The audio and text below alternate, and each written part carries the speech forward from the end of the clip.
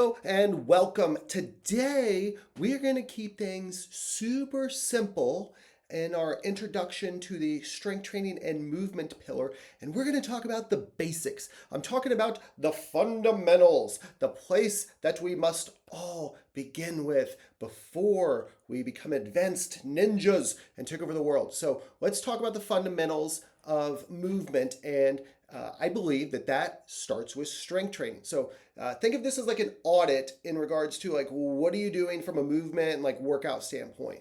So fundamentally, I believe that level one or the place to start is strength training at least 2 days per week. So at least 2 days per week, preferably 3 days per week, but we need strength training on a consistent basis. The reason I say 3 days per week is simply because if you miss a workout, you're allowing room for error. Whereas if you're only working out or only lifting weights 2 days a week and then you miss a day, like really going to be hard to make progress if that happens too often. So think about level one fundamentally.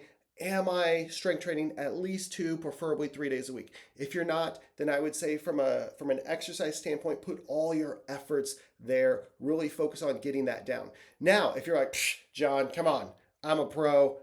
I've been crushing that. Then let's talk about kind of level two. The next thing to look at would be just movement in general, preferably walking. There's so much research that just talks about the benefits of walking. So I would say you're doing your strength training. Now let's talk about walking. Are we just getting active? Are we getting our steps in on a consistent basis? Are we doing about 30 minutes of just general movement, whatever form or fashion, or dancing around if you want to practice your breakdancing skills, whatever the case may be? Are we getting about 30 minutes of movement in on a daily basis? To me, that's kind of that like level two thing or that next step to having a well-rounded program. And then if you've mastered that and you're like, John, nope, keep going, man, I'm crushing this, then level three would be to add in that supplemental work, working on our balance, working on our flexibility, maybe sprinkling in some like higher intensity cardiovascular days, maybe incorporating some other modalities of fitness if you so choose. You don't have to, but it could be like a yoga, Pilates, a spinning, or something like that. So again, to start things off here, I just want to look at like, think of this as like an audit.